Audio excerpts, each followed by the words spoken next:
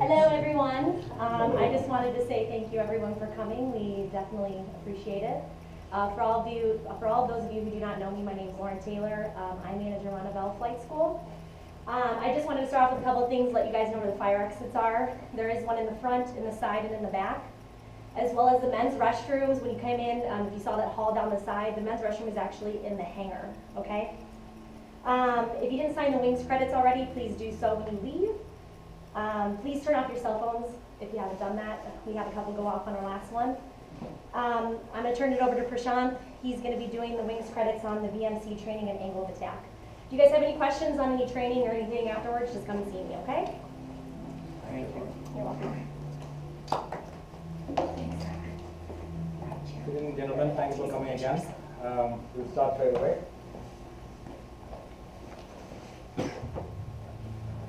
So we have the General Aviation Joint Steering Committee. Who is aware of this? What this committee is over here? Does anybody know what this committee does? So it is set up between the FAA and the industry.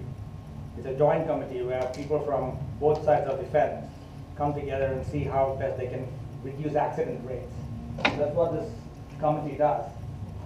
And they also give recommendations for the FAST team as well nationally on what are the seminars that would be ideal for us to conduct. We cut this music.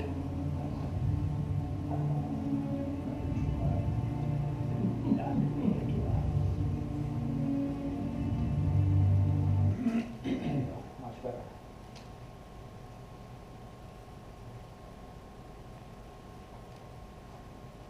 So their recommendation for this month, so every month they recommend certain topics that needs to be covered, that they'd like us to cover in the FAST team presentation. And this month they would like us to cover angle of attack and VMC.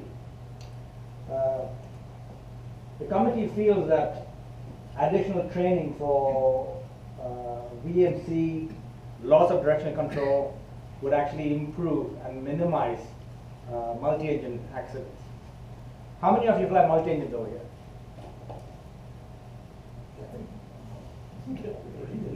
Well, it's interesting for those of you who are single-engine pilots as well, just as much.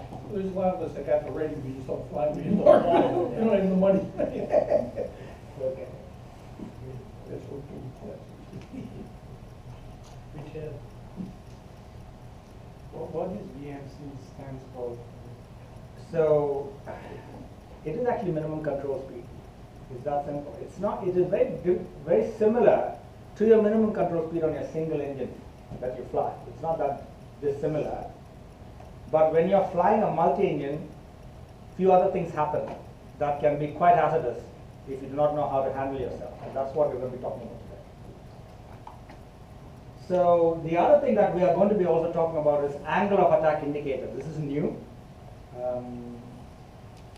And the GAJSC, they would like us to, they have endorsed it, and they'd like us to speak about that as well. So you get familiar with that and see how, perhaps if you own aircraft, you might be interested in buying one of those and installing it. That's one of those things we're going to be speaking about. So minimum control speed, VMC, and angle of attack. And specifically, we are going to be speaking about multi-engine VMC.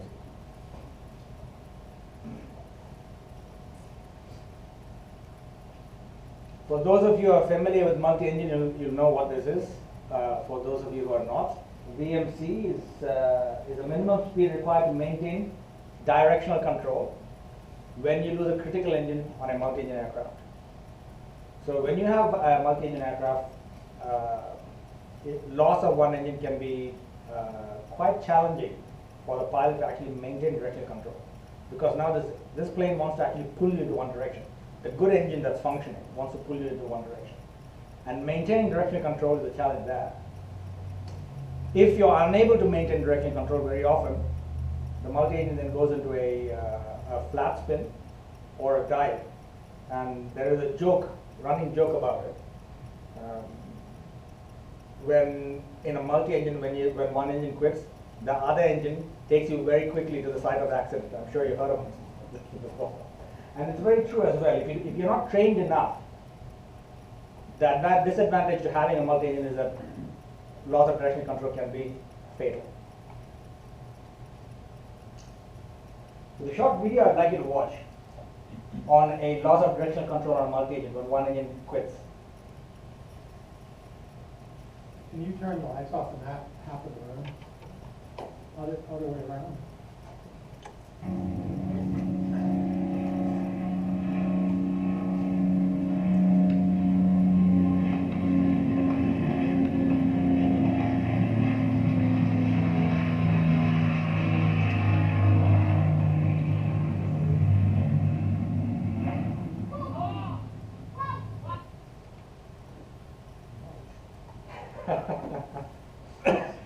Let me play that again for you, and I'm going to tell you what's happening. This is right after takeoff. So it's just taken off, and there is somewhere over there is lots of multi-engine. One engine's gone, and that's where he's losing direction control. You can see it's gone.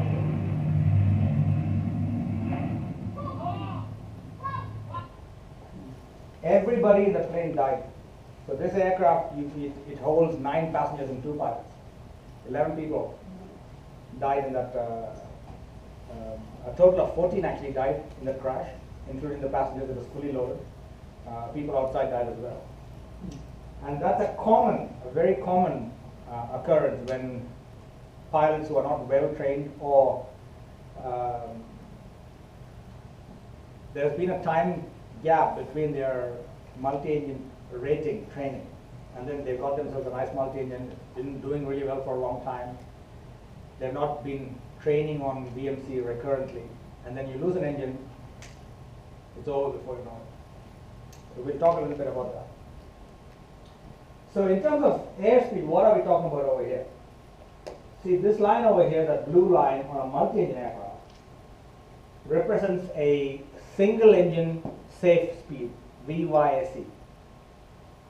So normally when you are able to maintain that speed, when you lose an engine on a multi-engine aircraft, you have directional control, better directional control. If you follow that arc, that speed arc, all the way down where it says 80, there's a red mark as well, a red line. That is normally your VMC line, below which it will not be possible for you to maintain directional control with normal control inputs. So why does a multi-engine aircraft do that? When you lose an engine, what's actually happening? Why is it spinning you around and then taking you into a dive and crashing? Interestingly, the factors are very similar, and you may be familiar with it as single engine pilots. They're very similar to what you already know.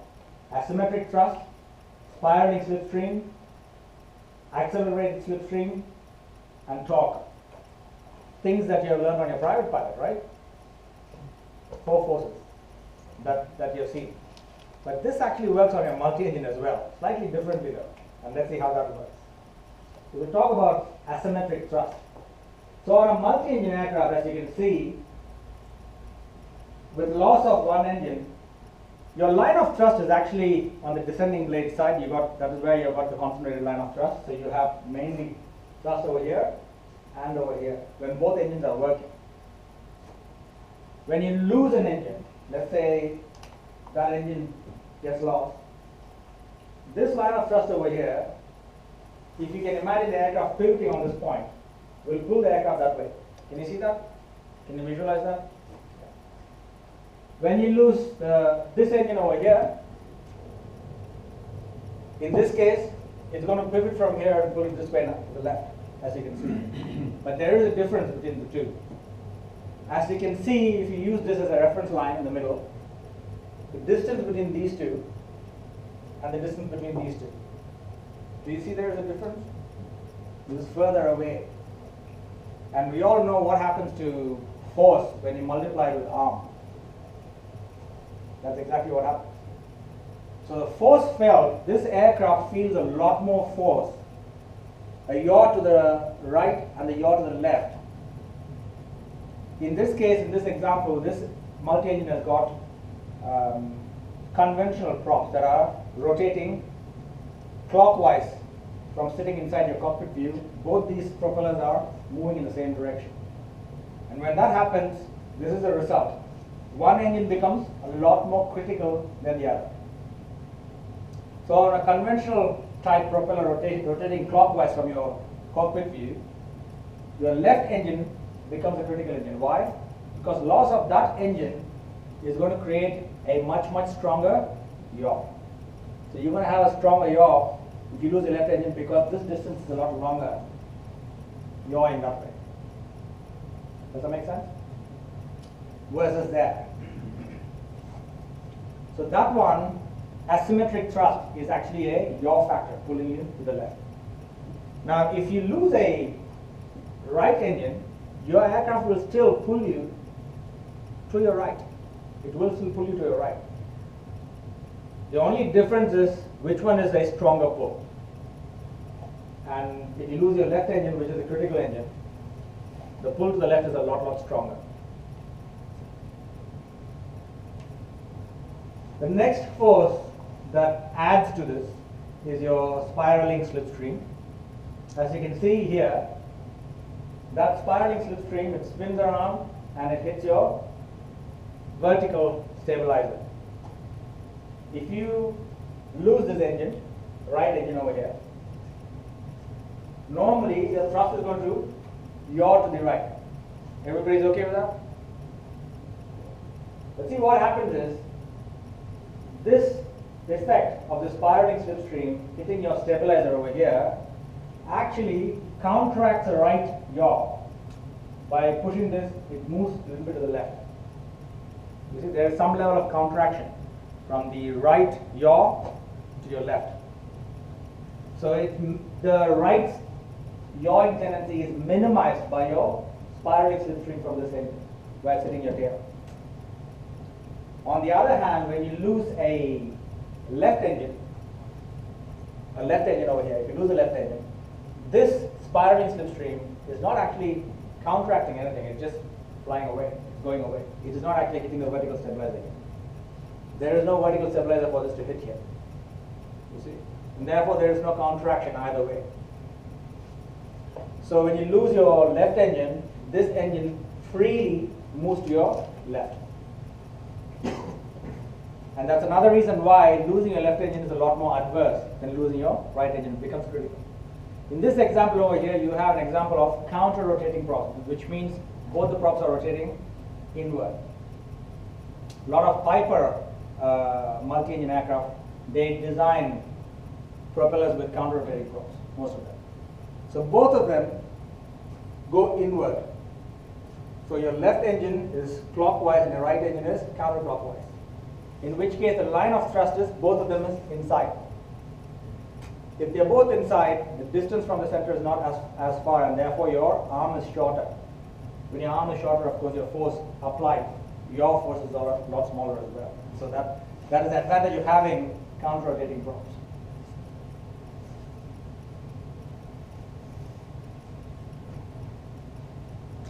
At the end, I'll give you time to question, or we'll give you time open for questioning as well. We can have a discussion.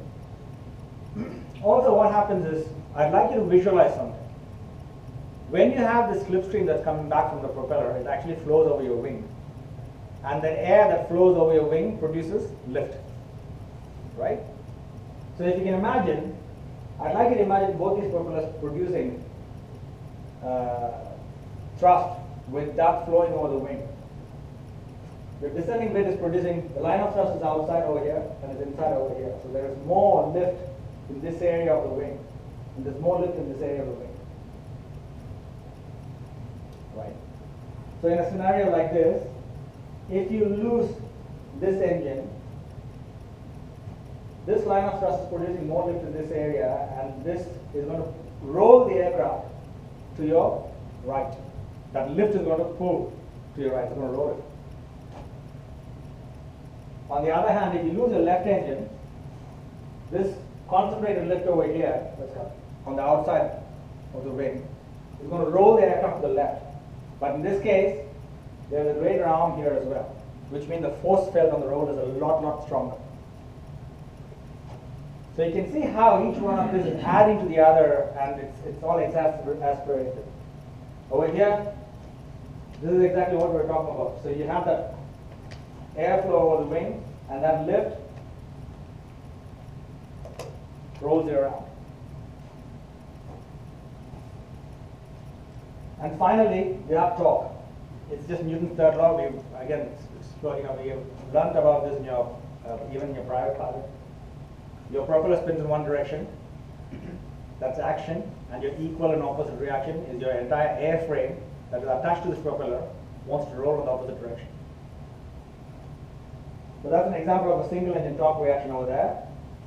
On the multi-engine aircraft, if your left engine quits and your right engine is spinning this way, that's your clockwise rotation, and your entire airframe wants to roll to the left, right? And in this case, if you're spinning this way, your entire airframe wants to roll to the left as well. Either way, it's rolling to the left, whichever way you look at it. Now, your torque roll to the left, added to all the three other forces that we discussed earlier on, makes your left engine a lot more critical. When you lose the left engine, your pull and your roll towards the left is quite strong, and counteracting that movement becomes a challenge for you. One of the things that you will do in your VMC demo as part of your multi-engine training is learning how to deal with that situation. So we simulate an engine failure, allow the aircraft to lose direction control, and then you train how to regain control, and we'll speak about that as well shortly. In case of a counter-rotating prop that I discussed earlier on, where both the propellers are rotating inward, which engine do you think would be a critical engine? Oh, Exactly, that's the right answer. Both engines are critical, equally critical. And it's really important for you to have that thinking that it is not about one engine or the other being critical. They're both critical, whichever you lose, especially when it's counter-rotating. Regulations, there are regulations actually that give us guidelines on how do you come up with this VMC speed. So, Federal Aviation Regulation 23-149, it actually comes up with a set of conditions that a manufacturer will have to meet during a test flight to publish the speed at which you lose, below which you lose directional control. That's your VMC speed. And we have this CRM Loft ACE as an acronym to remember the conditions. Okay? So let's see what those conditions are. So the regulations say, basically the FAA say, you as a manufacturer, when you're producing a multi-engine and you're going to put the little red line that we saw on the airspeed indicator, which is your VMC line where you lose direction control, how do you come up with that speed? You have to determine the speed at which you lose direction control, below which you are unable to maintain direction control. So what are the conditions necessary for that? So CRM, what does that stand for? If your aircraft has got a critical engine, which is on a counter-rotating, either of them, if you're a conventional propeller with a cockpit view of both rotating clockwise, the left engine becomes a critical engine. You have Russian aircraft that have got actually counterclockwise propeller movement, both of them. In which case your right engine becomes a critical engine. You see? So it could be either or, depending on which way your propeller is spinning. Now based on that, whatever your critical engine is going to be, that is the one that has to be inoperative. When you're checking at what speed you're unable to maintain this direction control. So you have to have a critical engine inoperative, and it has got to be windmilling. So you, in a multi-engine aircraft, you have the ability to actually feather the propellers, right? You can feather. If you feather the propeller, it is producing minimal drag, whereas a windmilling propeller is producing a lot of drag. It acts as though it is a giant disc with the air hitting it and it's really slowing down. So imagine if you got an aircraft like that and your left engine is dead, but it's windmilling. So on top of the fact that you're already yawing to the left, you got wind blowing on it and pushing it behind as well on this giant plate. So it's really worst case scenario. The FAA says when you're determining this VMC, you want the critical engine operative and you need the propeller to be windmilling, which is worst case scenario. So they are actually adding up to all the worst case scenarios and then seeing at what speed you lose direction control. The next condition is your R, which is you need to have the aircraft loaded within your legal limit, of course, the rearmost CG. What happens with the rearmost CG is then your arm from your rudder control is shorter, which means your rudder effectiveness is minimal in controlling your direction, right? So that is what you want to, they want to keep it at, checking for it. Most unfavorable weight. The reason why it's most unfavorable weight is normally in most aircraft is maximum takeoff weight. So you want to load this plane really heavy. If you load the aircraft heavy, then you have to produce most amount of lift, right? At maximum takeoff weight. If you're producing most amount of lift, that means your wings are producing more lift. And we spoke about the accelerated slipstream on the wing. So you got a lot of lift force that will roll you if you lose an engine. So that's your CRM. Loft is your landing gears as required by manufacturer. Normally they say the landing gears should be retracted, not extended. The reason being, I'd like you to visualize this. If you drop your landing gears down, they have a keel effect, like a keel on a boat. It stabilizes the aircraft. So there is less tendency for the aircraft to roll. It resists rolling. So if you can actually drop your landing gear and have better directional control in the aircraft. So FAA says when you're testing for VMC, I'd like your landing gears nice and clean, not down.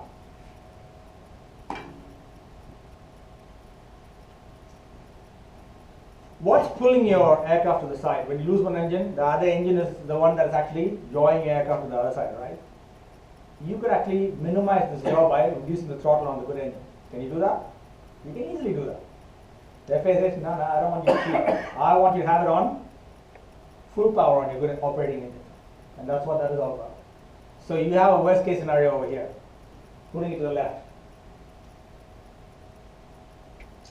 Again, flaps are very similar to landing gears. They actually stabilize your aircraft. So once you put your flaps down, it will resist yaw. You see, they almost act like brakes. And therefore they give you better directional control. So the FAA says, retract your flaps, keep it clean. So you really, VMC is tested at clean configuration. And trim at takeoff as well. What ACE comes is there's A. You could have this aircraft airborne and flying at a much lower speed within ground effect. So what they don't want you to do is they don't want you to keep it at a lower speed, where all these forces, turning tendencies are a lot lower. They want you to get out of ground effect and then be able to do it. So not in ground effect, it has to be airborne. Cowl flaps again has to be clean normally, because they're very similar to any other flaps. They stabilize and eliminate side slip. So you can't actually, if your right engine is going to pull you to the left, it's easy for us to actually roll into the right engine and keep it there. You see? So how much can I roll into my right engine to keep my directional control? No more than 5 degrees of bank in the good engine. In a scenario such as this, then you have all the, and it has to be at sea level as well, where you got most atmospheric density, right? And therefore all your engine performance, your propeller performance, your wing performance, everything is at max. And therefore that whole yaw and roll of the aircraft when you lose an engine is the strongest. And that is the point when they would like you to actually figure out what is that airspeed below which, it doesn't matter what you do, you're actually losing directional control. So what is a VMC demo? When you get a multi-engine rating, one of the things that you will learn to do is a VMC demo. It's quite misunderstood. Quite a lot of people misunderstand this VMC demo quite a bit. There is no such thing as you have to lose. What we do in a VMC demo is we simulate an engine failure. Normally, if it's a conventional propeller, we simulate the critical engine inoperative. Okay? And then what we do is we get the operating engine to full power. And while we're doing this, we get the pilot or the student to maintain directional control with your rudder. Okay? Sometimes it's quite challenging. I get sometimes students, when they walk out of the plane, the leg is shaking all the time, right? because they put so much pressure on the rudder during this training. So you have to apply a lot of rudder force. Sometimes it will require full rudder all the way down, otherwise this plane is not staying there. So all the rudder force and then aileron and the good engine. And then for the first phase of the VMC demo is to stabilize and demonstrate that you're actually able to hold that heading, that's directional control.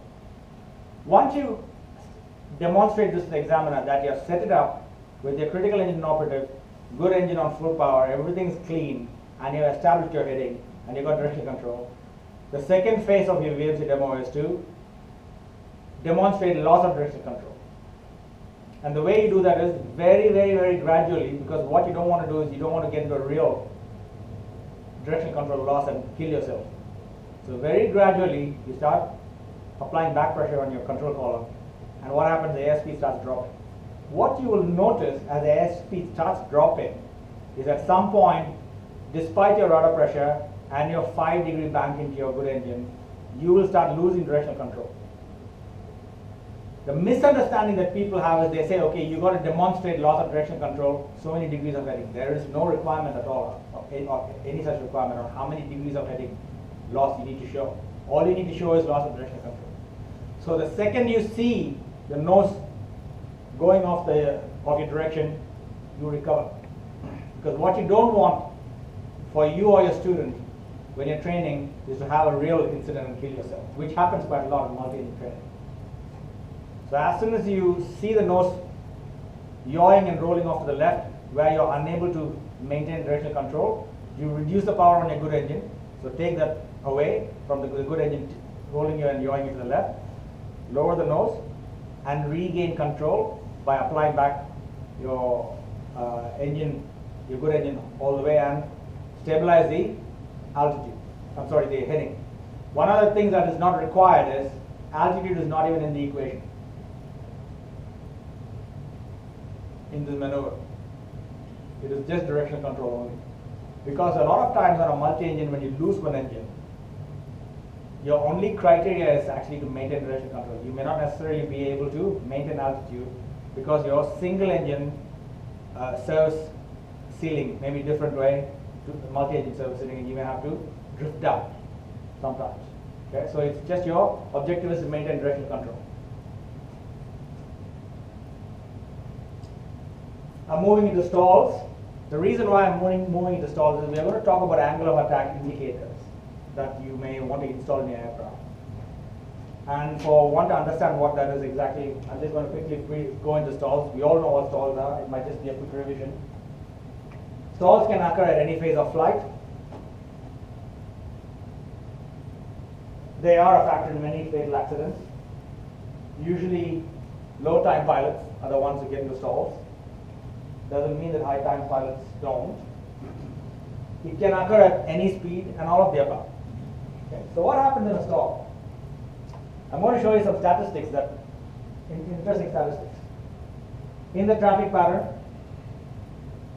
of the stall accidents that you have, stall and spin accidents that you have, 28% occurs during takeoff, 18% during approach, and 6% on go around.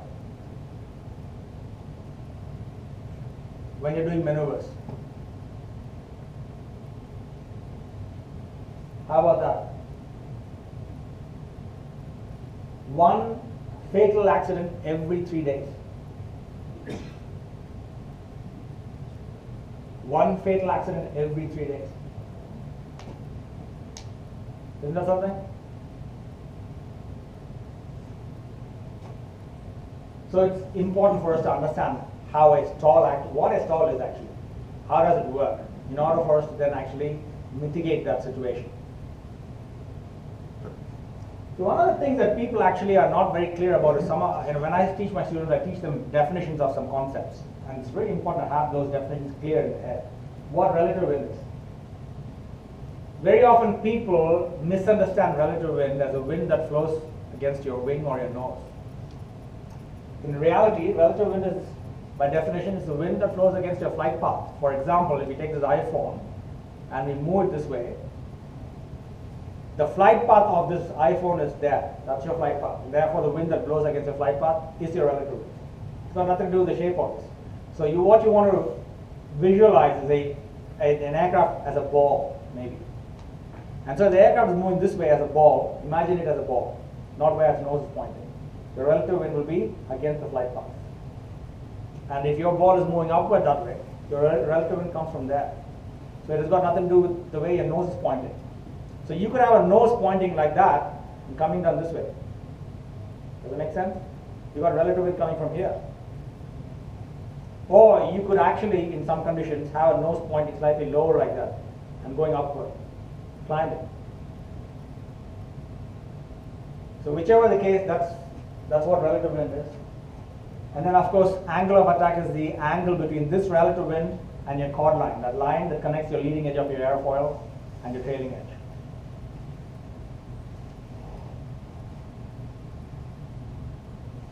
So when you talk about angle of attacks, of course, when you have those angles, when they start getting higher and higher, some of them can be very bad for your health when you stall.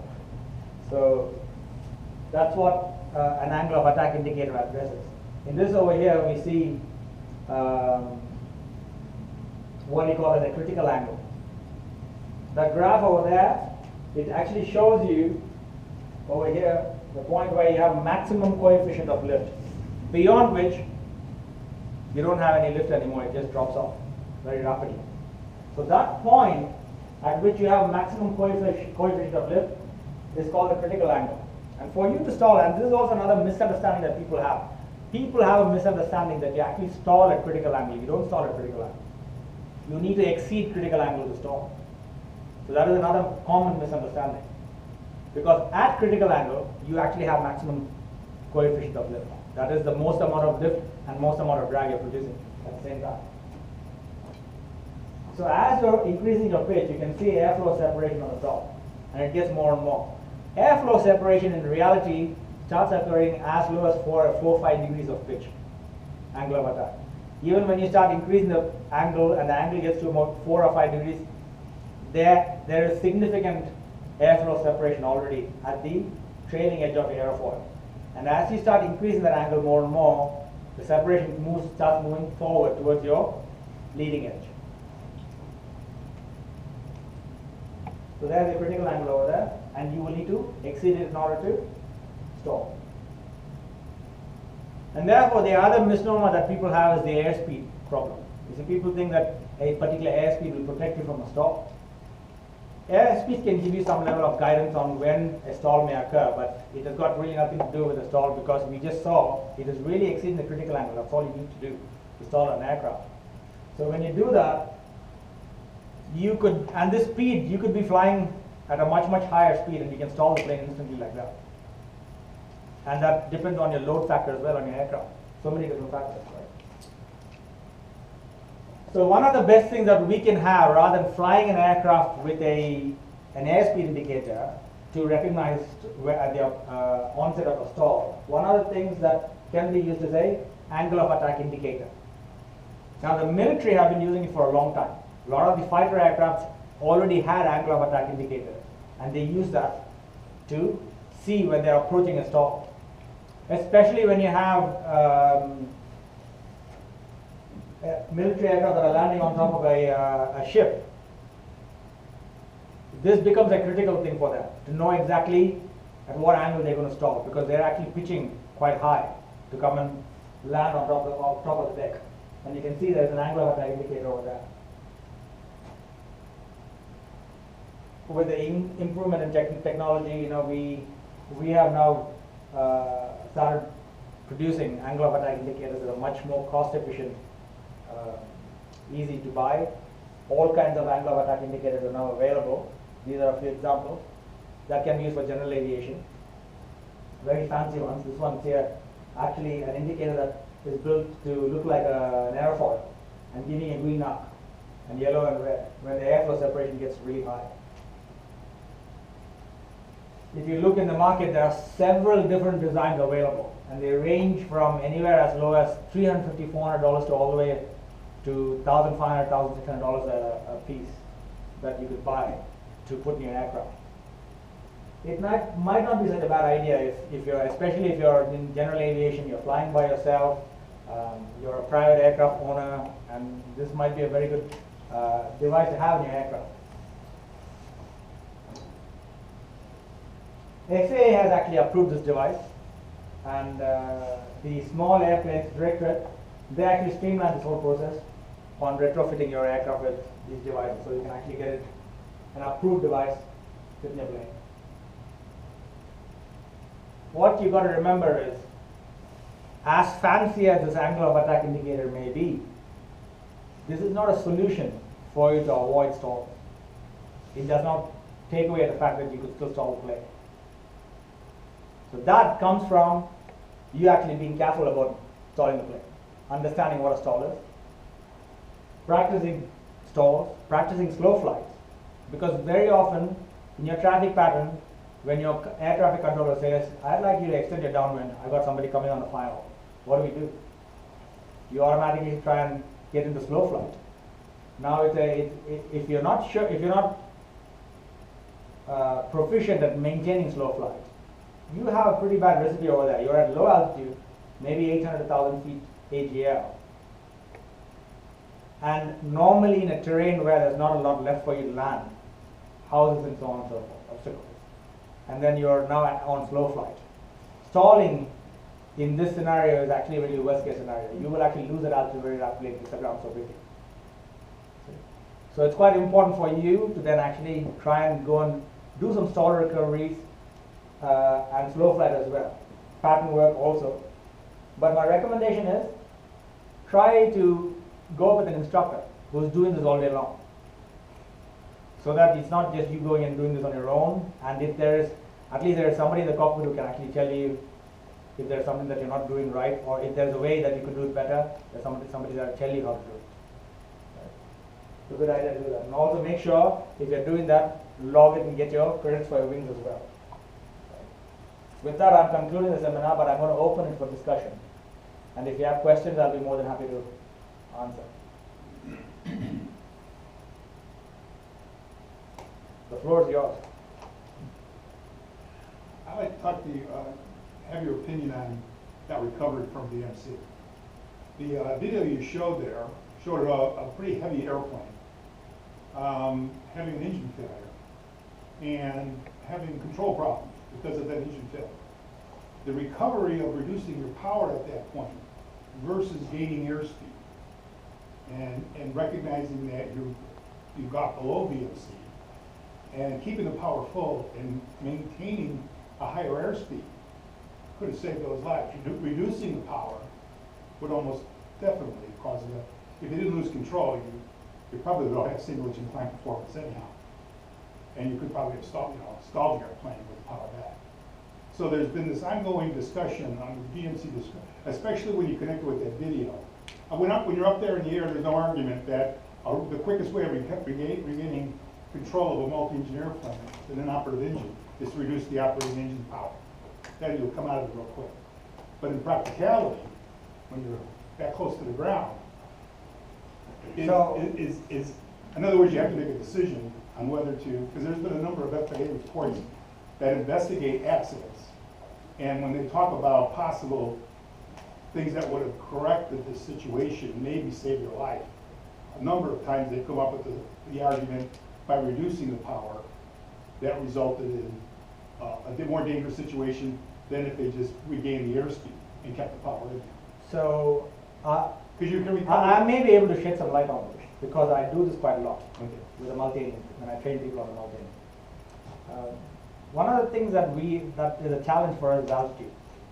See, it's not so much of a problem for us when we stall or lose an engine at high altitude. It's not a big deal at all. I take my students out.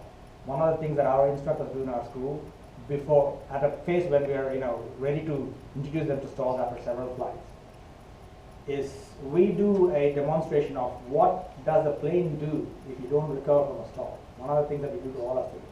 We go to the practice area, we idle the power, pitch the plane all the way up, stall, and take the hands off your control column. Just using the rudder. The instructor does it as a demonstration with our students. What the student realizes from that is, and we get the student to actually look at the altitude indicator and say, I'd like you to tell me how much altitude we do, right? Plane is no say, drops down and starts picking up the airspeed, and it flattens out, recovers by itself. The emphasis for us in that exercise is to actually emphasize to our student, what does a plane do when it stalls? It is perfectly capable of recovering from a stall by itself, if your center of gravity and your weight and balance is all within how it should be. The challenge then is, it's not about stall recovery, it's about loss of altitude. Because when you actually you stall at high altitude, 3,000 feet, 2,000 feet, it is not an issue at all. Because all you're going to do is lose about 500, 700 feet. You're going to regain it. You don't even have to do anything about this plane. It will take care of itself. And so the emphasis is, why do you actually train for a stall? I'm coming to the multi-engine shortly because this is connected. The emphasis is, why do we then train for stall recovery? It's got nothing to do with stalling up in the air when you got altitude. It has got everything to do with low altitude approach and takeoff climb. When you're 200 feet AGL on your climb and you stall this plane, nobody cares about how you recover from the stall, because this plane, like I said, is perfectly capable of recovering from the stall by itself. The emphasis is, how do you minimize loss of altitude after you recover from the stall and not hit the ground? Because if you can lower the nose, recover from the stall, but you'll be 200 feet below the ground at 100 feet above the takeoff climb, right? So the emphasis has to be placed on minimizing loss of altitude in your stall recovery, and that goes for both approach to land and takeoff climb. It's the same thing is our challenge with the multi-engine as well. When you're on final approach, so if you lose an engine at 6,000 feet and you lost an engine, right? And I'm talking about a lot of altitude here. Let's say you're 6,000 AGL and you lost an engine and you lost your directional control. I'm quite confident I can cut the other engine and glide it back to level and put back the other engine to regain control. What am I going to do? Lose maybe 2,000 feet? It's not going to bother me. I don't have a problem with this scenario. My challenge is, I'm taking off and climbing, and 100 feet above the ground, I lose my engine, which is an exercise that we do regularly with our students on the multi-engine. As they're climbing, once they come into that stage, of course, they've had enough experience on the multi-engine. We've given them several engine failures in the practice area. When we do a multi-engine training, we actually shut down one engine completely and restart it. And the next flight, we shut down the other engine so they get used to both engines alternatively. Once they are comfortable with that scenario up in the air at altitude, I give them engine failures, simulated engine failures, both on the takeoff run and on takeoff climb as well, regularly. So when you simulate an engine failure on your takeoff climb, the first thing that you're doing to recover is, of course, you are, even at that low altitude, the first thing that you're doing is you're lowering your nose and you're reducing the power on your good engine, and then you're putting it back again. But how much time do you think you're actually reducing the power and putting it back? It's not a lot. Because even at that low altitude, at 100 feet above the ground when you're climbing out, your first objective is not to lose the direction control. And then your second objective now is just a lot similar to the stall. Getting out of the stall and then minimizing loss of altitude. Because there is no point in you gaining direction control and losing that altitude and hitting the ground. So instantly, as soon as you lose the direction, you lose an engine, you instantly are responding to that by your rudder pressure. When we get trained into this, you don't even think about it. You push your rudder to keep your nose straight. And if you're losing direction control, very often when you lose an engine, you actually don't lose your direction control straight away.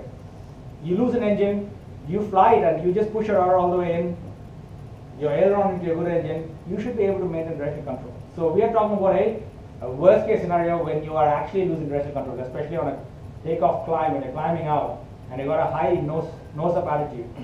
That is critically when you actually lose the direction control. And what you want to do, what we do, is you reduce that good engine literally for maybe a second or two. Just enough to lower the nose, stop that, and we push the power back. And you'll be able to stabilize it. It is not a prolonged reaction. It's not like we're actually reducing that and letting the plane fly along for several seconds. You're looking at maybe 2-3 second stops.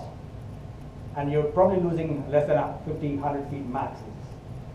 So you're efficiently stopping the aircraft from losing direction control by doing that, and you put the power right back. Because now you actually collected yourself in a few seconds, got your engine power back, put your rudder in and your aileron in, and then you fly the plane hopefully you got enough, you're not overloaded, you got enough performance to climb, come back on a traffic path. That accident that I showed you, also there was something else that made it worse. Actually, this engine started making noise. This pilot reported there was an engine problem right after takeoff. As soon as they climbed to just less than 1,500 feet, this happened in the Philippines, of course, the engine quit. If you actually see this video, it's available on YouTube. You can, if you listen to it very carefully with high volume, you can actually hear the engine quitting. I did not actually put the whole video on it because it's a slightly longer video. You can actually see other parts to it before as well. You can actually see the engine noise that it makes while it's quitting. Once it quits, the pilot actually informs the air traffic controller saying, I've got an engine failure, I've got to turn back. And the guy directs him to turn back, and guess what he does? He turns into the dead engine side to turn back to the airport. Worst thing you can do. So already you got a left engine is dead. The right engine wants to pull you to the left. The last thing you want to be doing is turning in that direction, right? To turn back to the airport. You got to turn the other way around, which is something also that needs to be trained. Students have to be trained on. You lose an engine, you make all your traffic pattern turns, and all your turns on the good engine side. It's almost like some of those people who can't turn on one side, right? So if they have to go over there, they can't turn on the left. You have to go all the way around to turn that, and that's exactly what we have to do sometimes. So training definitely helps. Training definitely helps. And I don't know if I answered your question that way. Reduction of the throttle is only a few seconds. It's really only a few seconds. Basically, the concept there is that you have to regain control, and then you go for performance. Yes. And that goes for stall recovery too. If you're close to the ground in the stall, first thing you have to do is regain control, and then get whatever performance you can. That might just be go to the best glide and get the best glide. Yeah. It's not the stall that kills you, the ground that kills you. And that's what we have to keep in mind. And when we train students, at least in our school, we emphasize that over and over and say, stalls don't kill. It's the ground that kills you. So the biggest challenge that you have is not about getting out of the stall or heading back on your multi-engine aircraft. It is about avoiding hitting the ground. That is your biggest challenge. Well, the survival rate is much better if you end up hitting the ground under control. It's a different story altogether, of course. Yes. If you hit the ground out of control, the results. Yeah. Any other questions? Yeah, how does the angle of attack indicator follow the VMC? I mean, keeping control of the airplane. Actually, It's part of it, and I didn't hear anybody say the angle of attack indicator and VMC are two separate things. Okay. They're not related at all. All right, it was linked together, and I was. It is just a directive that we have from the FAST team that we need to discuss these two topics. That is all. Oh, okay, okay. And I was wondering where that. And fit in. perhaps there is some link there because there may be a stall involved sometimes. Sometimes you could stall the plane and put it into a flat spin also. Multi-engines are very notorious, especially to put you into a flat spin. I had somebody whom I know, flight instructor, who died on a travel air 12 years ago. He was a colleague of mine, fantastic gentleman. While he was training a student, a colleague of mine who died on multi-engine, went into a flat spin. When we went to the site and looked at it, you would not even believe, both of them, it was me and my partner who went to the crash site. And it almost felt like they were fully intact, both the instructor and student. And there were very little skid marks because it wasn't actually dragged around. It was flat sitting there like in one piece. It was incredible. They were doing VMC training and lost control. And the plane got into a flat spin. It's a nasty scenario. So it is not something that you take lightly. There are other factors that contributed to that particular accident as well. They were both fasting and so on and so forth. Many different factors, and then contributed to that accident. But just to let you know, VMCs are not something that you take lightly, especially when you're training. You need to go with an experienced instructor. For example, we actually don't get instructors on our multi-engine until they have a minimum of 800 hours of instruction given before they even do their multi-engine instructor rating. because you have to know what the students are doing. I jokingly tell our students, you guys are trying to kill us all the time, but how do you learn about this? Any other questions? Yes, sir. That angle of attack indicator, what's the technology behind it? I mean, how does it calculate the? I have no idea. Relative winds, It is actually just telling your angle. Okay. I genuinely do not know how it figures out what a critical angle is. So that is something that. Because if you pitch up, if it's just showing your angle, comparing the ground, it's not actually your angle of attack. It's the angle of climb. You're right.